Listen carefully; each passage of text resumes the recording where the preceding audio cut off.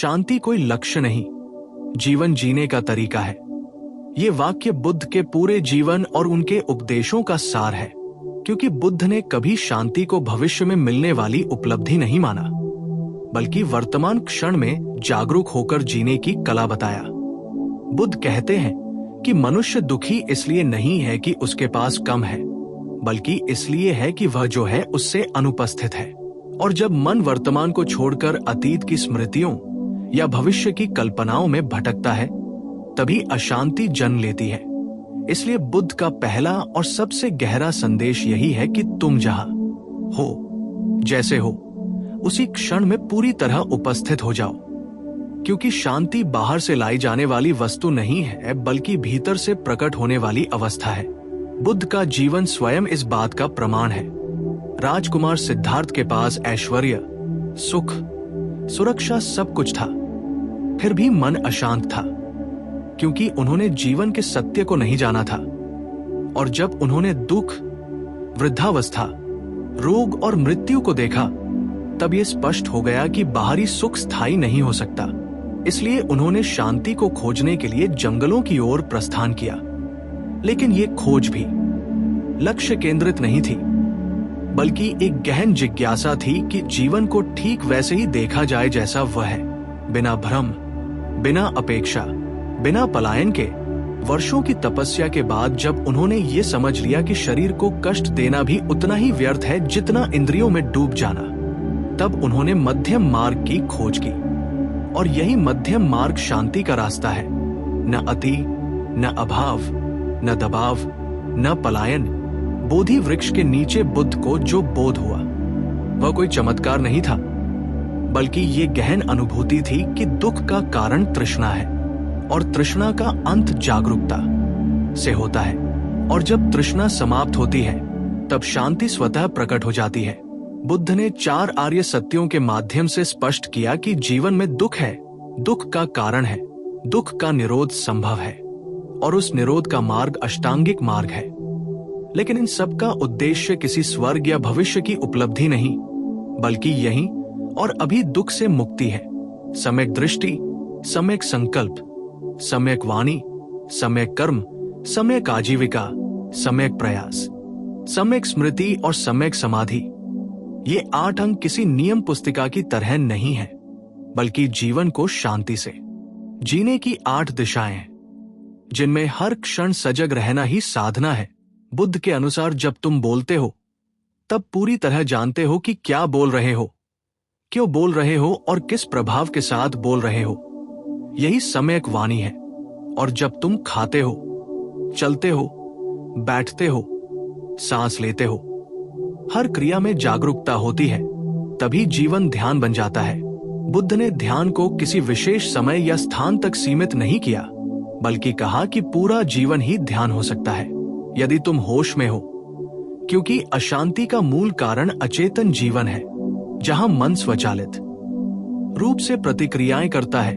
क्रोध आता है, हम क्रोध बन जाते हैं, भय आता है, हम भय बन जाते हैं। लेकिन बुद्ध कहते हैं, क्रोध को देखो, भय को देखो, उन्हें जियो मत, उन्हें जानो, क्योंकि देखने से ही दूरी बनती है और दूरी से ही स्वतंत्रता आती है। बुद्ध का करुणा का सिद्धांत भी शांति से गहराई से जुड़ा है, क्योंकि जब तक मन दूसरों से लड़ रहा है, तुलना कर रहा है, ईर्ष्या कर रहा है, तब तक भीतर शांति संभव नहीं। और करुणा का अर्थ केवल दया नहीं, बल्कि ये समझ है कि हर व्यक्ति अपने दुख के साथ संघर्ष कर रहा है। जब ये समझ गहरी होती है, तब आक्रोश पिघलने लगता है और स्वीकार जन्म लेता है। बुद्ध ने अहिंसा को केवल शारीरिक हिंसा तक सीमित नहीं रखा, बल्कि मानसिक और भावनात्मक हिंसा को भी उतना ही घातक माना। अपने आप से कठोर होना, स्वयं को दोष देना, निरंतर असंतोष में जीना भी हिंसा है, और शांति का जीवन इन सभी से मुक्ति है। बुद्ध कहते हैं कि जो व्यक्ति स्वयं से मित्रता कर लेता है, वही संसार से भी मित्रता कर पाता है, क्योंकि भीतर का युद्ध समाप्त हुए बिना बाहर का युद्ध समाप्त नहीं हो सकता।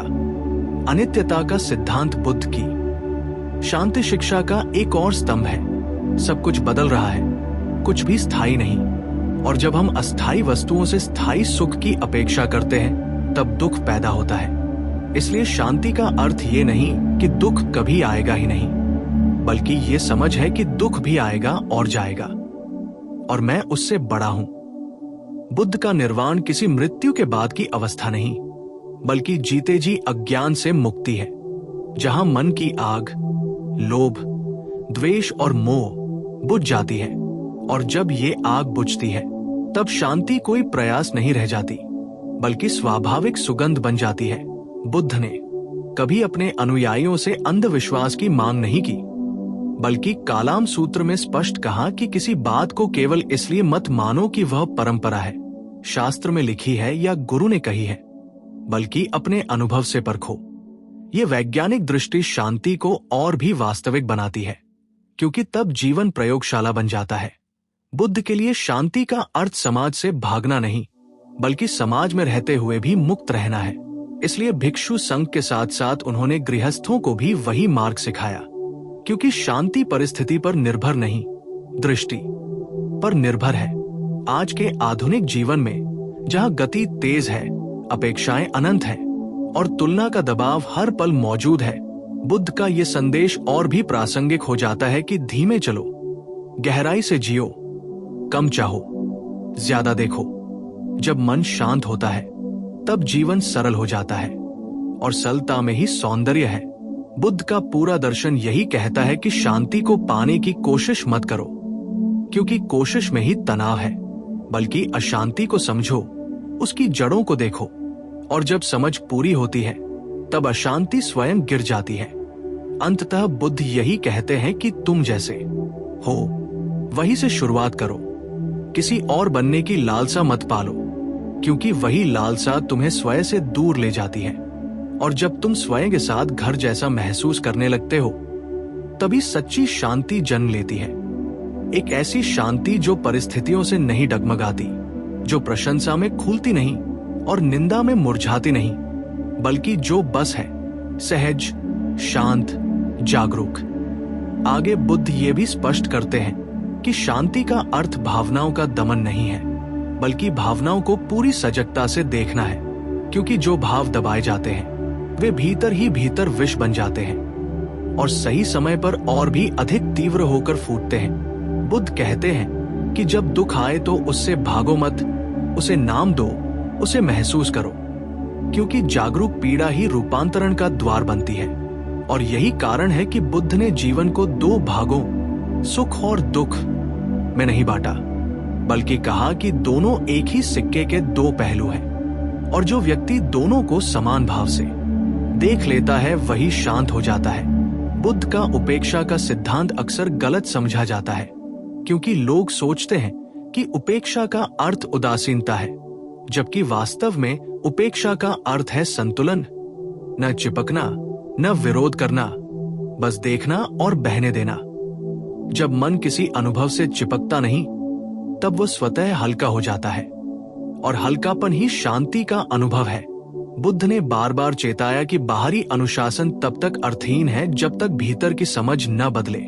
इसलिए उन्होंने नैतिकता को डर या दंड से नहीं जोड़ा, बल्कि करुणा और समझ से जोड़ा, क्योंकि जब व्यक्ति समझ जाता है कि उसका हर कर्म उसी पर लौट कर आता है, तब वो स्वाभाविक रूप से सजग हो जाता है। कर्म का सिद्धांत भी शांति से गहराई से जुड़ा है। ये कोई सजा या इनाम की व्यवस्था नहीं, बल्कि चेतना का दर्पण है, जहां तुम जो बोते हो। शांति कोई लक्ष्य नहीं, जीवन जीने का तरीका है। ये वाक्य बुद्ध के पूरे जीवन और उनके उपदेशों का सार है, क्योंकि बुद्ध ने कभी शांति को भविष्य में मिलने वाली उपलब्धि नहीं माना, बल्कि वर्तमान क्षण में जागरूक होकर जीने की कला बताया। बुद्ध कहते हैं कि मनुष्य दुखी इसलिए नहीं है कि उसके पास कम है, बल्कि इसलिए है कि वह जो है उससे अनुपस्थित है। और जब मन वर्तमान को छोड़कर अतीत की स्मृतियों या भविष्य की कल्पनाओं में भटकता है, तभी अशांति जन्म लेती है। इसलिए बुद्ध का पहला और सबसे गहरा संदेश यही है कि तुम जहां हो, जैसे हो, उसी क्षण में पूरी तरह उपस्थित हो जाओ, क्योंकि शांति बाहर से लाई जाने वाली वस्तु नहीं है, बल्कि भीतर से प्रकट होने वाली अवस्था है। बुद्ध का जीवन स्वयं इस बात का प्रमाण है। राजकुमार सिद्धार्थ के पास ऐश्वर्य, सुख, सुरक्षा सब कुछ था, फिर भी मन अशांत था, क्योंकि उन्होंने जीवन के सत्य को नहीं जाना था। और जब उन्होंने दुख, वृद्धावस्था, रोग और मृत्यु को देखा, तब यह स्पष्ट हो गया कि बाहरी सुख स्थायी नहीं हो सकता। इसलिए उन्होंने शांति को खोजने के लिए जंगलों की ओर प्रस्थान किया। लेकिन ये खोज भी लक्ष्य केंद्रित नहीं थी, बल्कि एक गहन जिज्ञासा थी कि जीवन को ठीक वैसे ही देखा जाए जैसा वह है, बिना भ्रम, बिना अपेक्षा, बिना पलायन के। वर्षों की तपस्या के बाद जब उन्होंने ये समझ लिया कि शरीर को कष्ट देना भी उतना ही व्यर्थ है जितना इंद्रियों में डूब जाना, तब उन्होंने मध्यम मार्ग की खोज की। और यही मध्यम मार्ग शांति का रास्ता है। न अति, न अभाव, न दबाव, न पलायन। बोधि वृक्ष के नीचे बुद्ध को जो बोध हुआ वह कोई चमत्कार नहीं था, बल्कि ये गहन अनुभूति थी कि दुख का कारण तृष्णा है और तृष्णा का अंत जागरूकता से होता है। और जब तृष्णा समाप्त होती है तब शांति स्वतः प्रकट हो जाती है।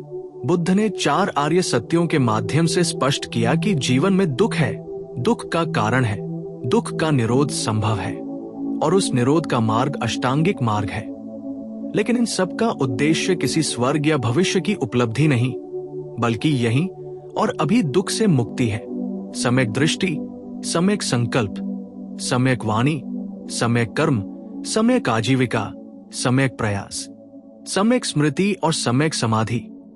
ये 8 अंग किसी नियम पुस्तिका की तरह नहीं है, बल्कि जीवन को शांति से जीने की 8 दिशाएं हैं, जिनमें हर क्षण सजग रहना ही साधना है। बुद्ध के अनुसार जब तुम बोलते हो तब पूरी तरह जानते हो कि क्या बोल रहे हो, क्यों बोल रहे हो और किस प्रभाव के साथ बोल रहे हो। यही सम्यक वाणी है। और जब तुम खाते हो, चलते हो, बैठते हो, सांस लेते हो, हर क्रिया में जागरूकता होती है, तभी जीवन ध्यान बन जाता है। बुद्ध ने ध्यान को किसी विशेष समय या स्थान तक सीमित नहीं किया, बल्कि कहा कि पूरा जीवन ही ध्यान हो सकता है यदि तुम होश में हो, क्योंकि अशांति का मूल कारण अचेतन जीवन है, जहां मन स्वचालित रूप से प्रतिक्रियाएं करता है। क्रोध आता है, हम क्रोध बन जाते हैं, भय आता है, हम भय बन जाते हैं। लेकिन बुद्ध कहते हैं, क्रोध को देखो, भय को देखो, उन्हें जियो मत, उन्हें जानो, क्योंकि देखने से ही दूरी बनती है और दूरी से ही स्वतंत्रता आती है। बुद्ध का करुणा का सिद्धांत भी शांति से गहराई से जुड़ा है, क्योंकि जब तक मन दूसरों से लड़ रहा है, तुलना कर रहा है, ईर्ष्या कर रहा है, तब तक भीतर शांति संभव नहीं। और करुणा का अर्थ केवल दया नहीं, बल्कि ये समझ है कि हर व्यक्ति अपने दुख के साथ संघर्ष कर रहा है। जब ये समझ गहरी होती है, तब आक्रोश पिघलने लगता है और स्वीकार जन्म लेता है। बुद्ध ने अहिंसा को केवल शारीरिक हिंसा तक सीमित नहीं रखा, बल्कि मानसिक और भावनात्मक हिंसा को भी उतना ही घातक माना। अपने आप से कठोर होना, स्वयं को दोष देना, निरंतर असंतोष में जीना भी हिंसा है, और शांति का जीवन इन सभी से मुक्ति है। बुद्ध कहते हैं कि जो व्यक्ति स्वयं से मित्रता कर लेता है, वही संसार से भी मित्रता कर पाता है, क्योंकि भीतर का युद्ध समाप्त हुए बिना बाहर का युद्ध समाप्त नहीं हो सकता। अनित्यता का सिद्धांत बुद्ध की शांति शिक्षा का एक और स्तंभ है। सब कुछ बदल रहा है, कुछ भी स्थायी नहीं, और जब हम अस्थायी वस्तुओं से स्थायी सुख की अपेक्षा करते हैं, तब दुख पैदा होता है।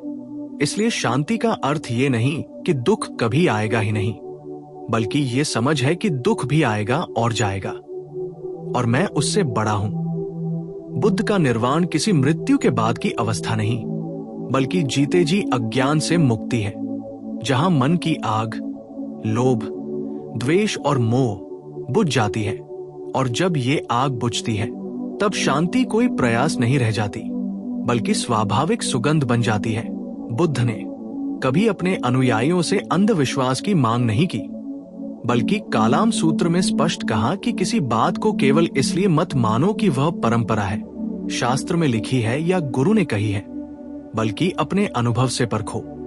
ये वैज्ञानिक दृष्टि शांति को और भी वास्तविक बनाती है, क्योंकि तब जीवन प्रयोगशाला बन जाता है।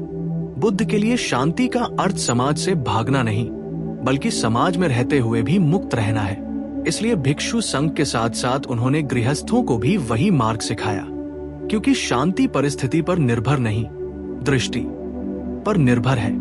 आज के आधुनिक जीवन में जहां गति तेज है, अपेक्षाएं अनंत हैं और तुलना का दबाव हर पल मौजूद है, बुद्ध का ये संदेश और भी प्रासंगिक हो जाता है कि धीमे चलो, गहराई से जियो, कम चाहो, ज्यादा देखो। जब मन शांत होता है तब जीवन सरल हो जाता है और सरलता में ही सौंदर्य है। बुद्ध का पूरा दर्शन यही कहता है कि शांति को पाने की कोशिश मत करो, क्योंकि कोशिश में ही तनाव है, बल्कि अशांति को समझो, उसकी जड़ों को देखो, और जब समझ पूरी होती है तब अशांति स्वयं गिर जाती है। अंततः बुद्ध यही कहते हैं कि तुम जैसे हो वही से शुरुआत करो, किसी और बनने की लालसा मत पालो, क्योंकि वही लालसा तुम्हें स्वयं से दूर ले जाती है। और जब तुम स्वयं के साथ घर जैसा महसूस करने लगते हो, तभी सच्ची शांति जन्म लेती है। एक ऐसी शांति जो परिस्थितियों से नहीं डगमगाती, जो प्रशंसा में खूलती नहीं और निंदा में मुरझाती नहीं, बल्कि जो बस है सहज, शांत, जागरूक। आगे बुद्ध ये भी स्पष्ट करते हैं कि शांति का अर्थ भावनाओं का दमन नहीं है, बल्कि भावनाओं को पूरी सजगता से देखना है, क्योंकि जो भाव दबाए जाते हैं वे भीतर ही भीतर विष बन जाते हैं और सही समय पर और भी अधिक तीव्र होकर फूटते हैं। बुद्ध कहते हैं कि जब दुख आए तो उससे भागो मत, उसे नाम दो, उसे महसूस करो, क्योंकि जागरूक पीड़ा ही रूपांतरण का द्वार बनती है। और यही कारण है कि बुद्ध ने जीवन को दो भागों, सुख और दुख, में नहीं बांटा, बल्कि कहा कि दोनों एक ही सिक्के के दो पहलू हैं, और जो व्यक्ति दोनों को समान भाव से देख लेता है वही शांत हो जाता है। बुद्ध का उपेक्षा का सिद्धांत अक्सर गलत समझा जाता है, क्योंकि लोग सोचते हैं कि उपेक्षा का अर्थ उदासीनता है, जबकि वास्तव में उपेक्षा का अर्थ है संतुलन, न चिपकना, न विरोध करना, बस देखना और बहने देना। जब मन किसी अनुभव से चिपकता नहीं, तब वो स्वतः हल्का हो जाता है, और हल्कापन ही शांति का अनुभव है। बुद्ध ने बार बार चेताया कि बाहरी अनुशासन तब तक अर्थहीन है जब तक भीतर की समझ न बदले। इसलिए उन्होंने नैतिकता को डर या दंड से नहीं जोड़ा, बल्कि करुणा और समझ से जोड़ा, क्योंकि जब व्यक्ति समझ जाता है कि उसका हर कर्म उसी पर लौट कर आता है, तब वो स्वाभाविक रूप से सजग हो जाता है। कर्म का सिद्धांत भी शांति से गहराई से जुड़ा है। ये कोई सजा या इनाम की व्यवस्था नहीं, बल्कि चेतना का दर्पण है। जहां तुम जो बोते हो